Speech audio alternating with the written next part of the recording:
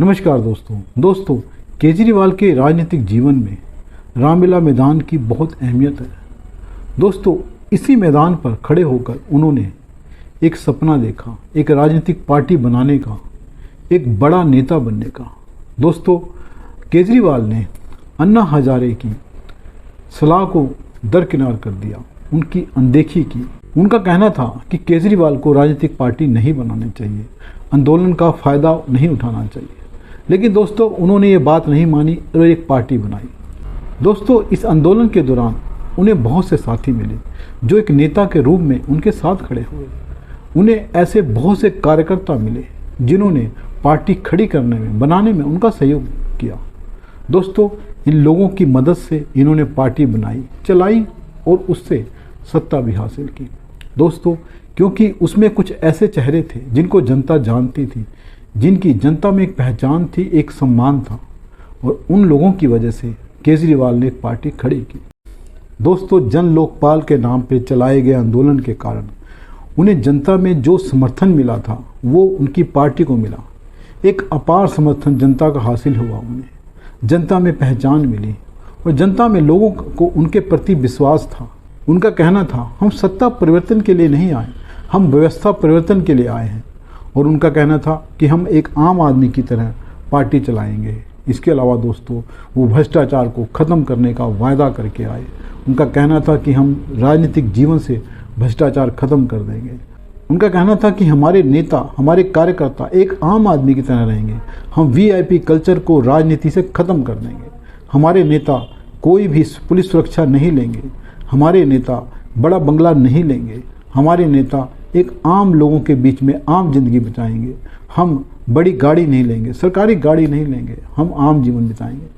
दोस्तों, आंदोलन के कारण केजरीवाल पर जनता का भरोसा था। उनको लगता था कि ये आदमी जनता के लिए लड़ रहा है। लेकिन उन्होंने जब राजनीतिक पार्टी बनाई, एक वादा और किया, मुफ्त की रेवड़ी बांटने का, फ्री बिजली, फ्री पानी। और उनको इन वादों का फ़ायदा हुआ। इन वायदों के कारण उनकी राजनीतिक पार्टी को दिल्ली में सत्ता हासिल हुई। जनता ने उन पर भरोसा किया, विश्वास किया और उनको दिल्ली की सत्ता सौंप दी।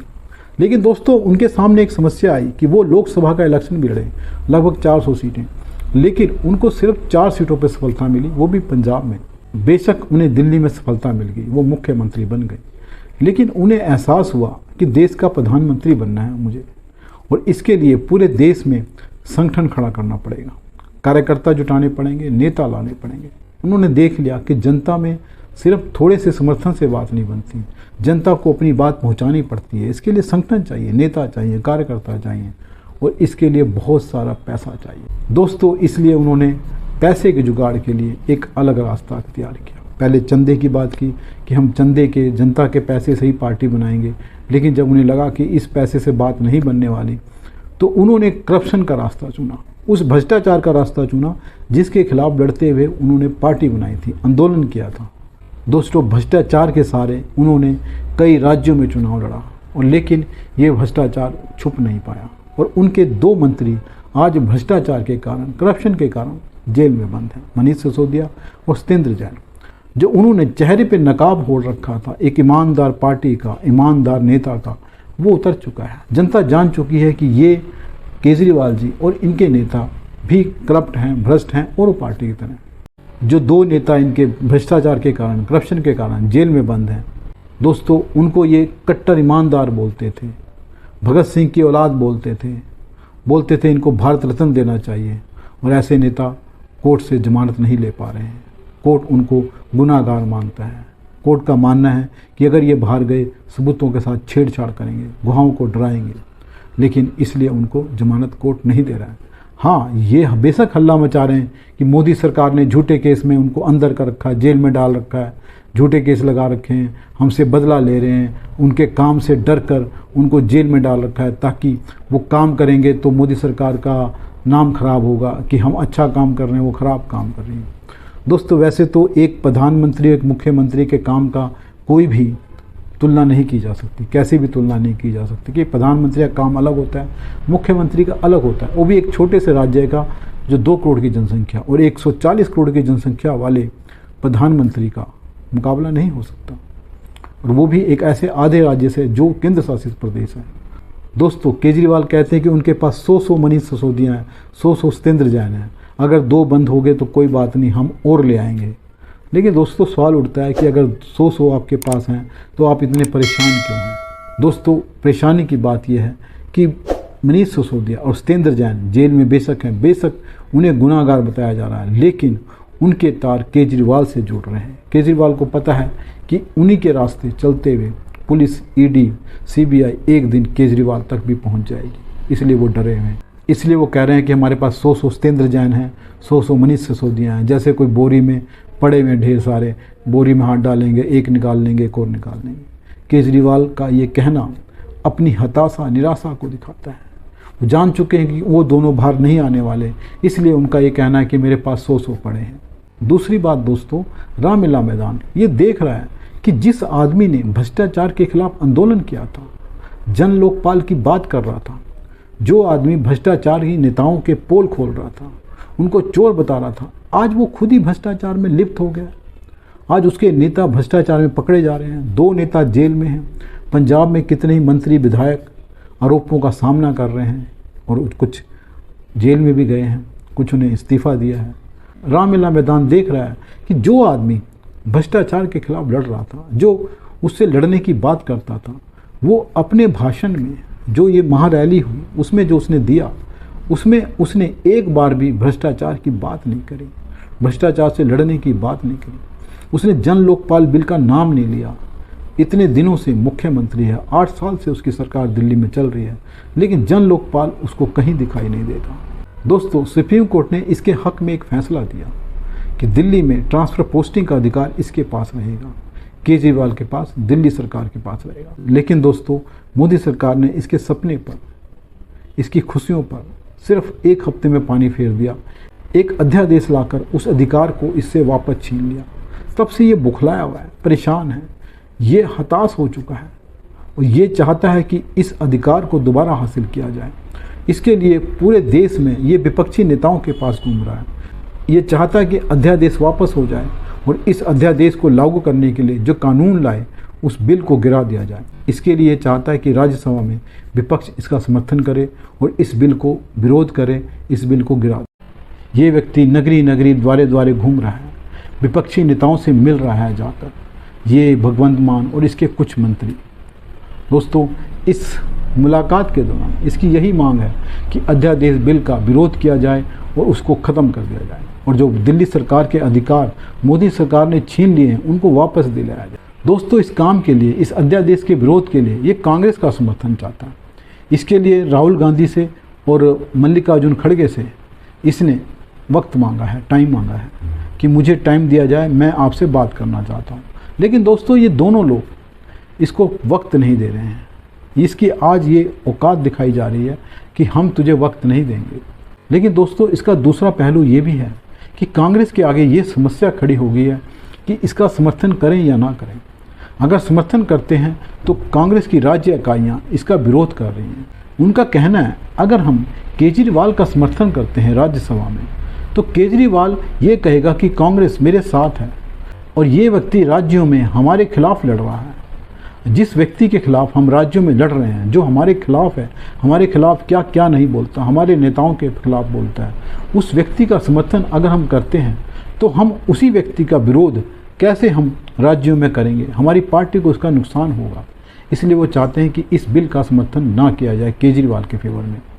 लेकिन दोस्तों कांग्रेस के लिए समस्या ये है, अगर वो उस बिल का विरोध करेगी तो वो केजरीवाल के साथ नजर आएंगे, अगर समर्थन करेगी वो भाजपा के साथ नजर आएगी। वो दोनों ही नहीं चाहती, इसलिए थोड़ी उसके लिए समस्या है। इसलिए राहुल गांधी और खड़गे जी इसको वक्त नहीं दे रहे हैं। लेकिन दोस्तों बात यह है, जिन लोगों को ये भ्रष्टाचारी बोलता था, चोर बोलता था, चाहे कांग्रेस के नेता हों, चाहे लालू यादव हो, तेजस्वी यादव हो, शरद पवार हो, जिनको ये भ्रष्टाचारी बोलता था, चोर बोलता था, आज उनके आगे हाथ जोड़कर गिड़गिड़ा रहा है। ये अपनी भ्रष्टाचार की लड़ाई कहाँ ले गए? ये जिनको भ्रष्टाचारी बोलता था, जिनको चोर बोलता था, आज उनसे मदद मांग रहा है और वो मदद दे रहे हैं, लेकिन बेमन से दे रहे हैं, अनमने मन से दे रहे हैं, क्योंकि भरोसा उनको भी इस पर नहीं है। लेकिन दूसरी तरफ ये भ्रष्टाचार की लड़ाई भूल चुका है, जन लोकपाल भूल चुका है और रामलीला मैदान ये देख रहा है। कि ये व्यक्ति जो भ्रष्टाचार से लड़ने की बात कर रहा था, आज किस तरह से उन्हीं भ्रष्टाचारी नेताओं के पैरों में पड़ा हुआ है, एक समर्थन के लिए, एक थोड़ी सी ताकत पाने के लिए। दोस्तों, केजरीवाल ने अपने चेहरे पर जितने भी नकाब लगा रखे थे वो एक एक करके उतरते जा रहे हैं। जनता के सामने असली चेहरा धीरे धीरे सामने आ रहा है। ये व्यक्ति कहता था पुलिस सुरक्षा नहीं लूँगा, आज इसके पास 2 राज्यों की पुलिस सुरक्षा है। ये कहता था मैं सरकारी गाड़ी नहीं लूँगा, आज इसके काफिले में 1 दर्जन से गाड़ियाँ चलती हैं, करोड़ों वाली गाड़ियाँ। ये कहता था कि मैं 2 कमरे का मकान लूँगा, आज ये शीश महल में रहता है, 15 कमरों के मकान में रहता है, वो भी इसको छोटा पड़ता है, जिसमें 8 लाख के पर्दे लगे हुए हैं, जिसमें 5-5 लाख के कमोड लगे हुए हैं, जिसमें करोड़ों रुपए का पत्थर लगा हुआ है।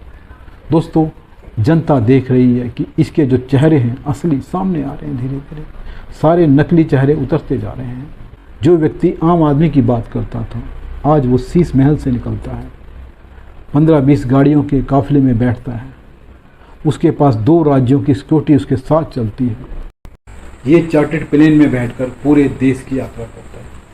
दोस्तों, रामलीला मैदान देख रहा है कि आम आदमी की बात करने वाला आदमी आज कैसी जिंदगी जी रहा है। दोस्तों, रामलीला मैदान देख रहा है कि जिस व्यक्ति के कहने पर, जिसकी एक अपील पर लाखों की भीड़ इकट्ठी हो जाती थी अपने आप, आज वो एक रैली करने के लिए 15-20 हज़ार लोगों को जुटाने के लिए, वही व्यक्ति आज रैली में भीड़ जुटाने के लिए अपने सारे विधायकों को भगा रहा है, सारे पार्षदों को भगा रहा है, कार्यकर्ताओं को भगा रहा है, घरों से निकाल कर लाओ, गाड़ियों में लाद कर लोगों को लेके आओ। क्योंकि दोस्तों, जनता में इसके प्रति जो प्रेम था, जो विश्वास था, वो खत्म हो गया।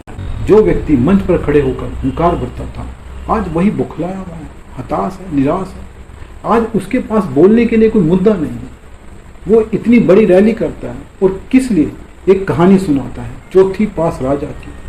तो चौथी पास राजा की कहानी सुनाने के लिए वो विधानसभा का विशेष सत्र बुलाता है, प्रेस कॉन्फ्रेंस करता है, भाषण देता है और फिर रैली भी करता है। तो उसके पास कोई मुद्दा ही नहीं बचा है।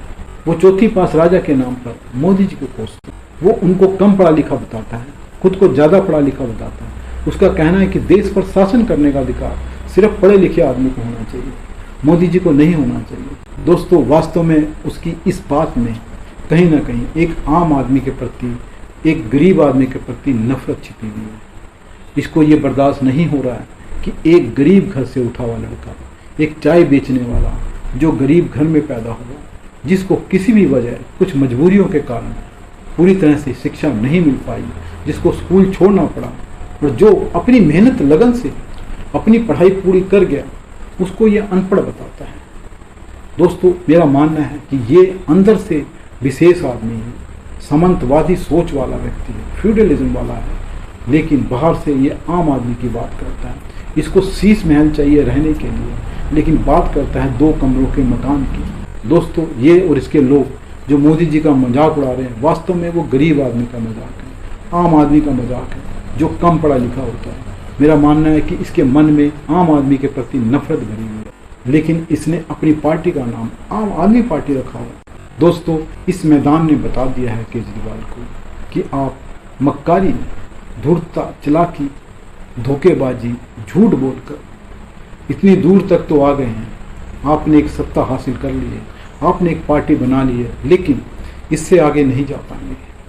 अब ऐसा वक्त आ चुका है कि आपके चेहरे पे पड़े हुए सारे नकाब उतर चुके हैं। अब आपको वापस जाना है। अब आपके पतन का दौर शुरू हो गया। अब जनता आपकी सच्चाई जान चुकी है, सभी राजनीतिक दल आपको समझ चुके हैं, पूरे देश की जनता के सामने आपकी सच्चाई आ चुकी है। आप एक आम आदमी के नाम पर सामंतीवादी सोच के आदमी हैं। जिस मैदान ने आपकी राजनीति को आगे बढ़ाया, वही घोषणा कर रहा है कि केजरीवाल अब वापस लौट। जनता ने देख लिया है कि इसकी पार्टी दूसरी पार्टियों से किसी भी मामले में बेहतर नहीं है। जो झूठ और जो प्रपंच का जाल इसने बुना था, जो जनता को धोखे में लिया था, वो खत्म हो चुका है। अब जनता इसको नए तराजू में तोड़ेगी, तो वहाँ पर केजरीवाल फिट होने वाला नहीं है। दोस्तों नमस्कार, अगर वीडियो पसंद आए तो इसको लाइक करें, चैनल को सब्सक्राइब करें। धन्यवाद।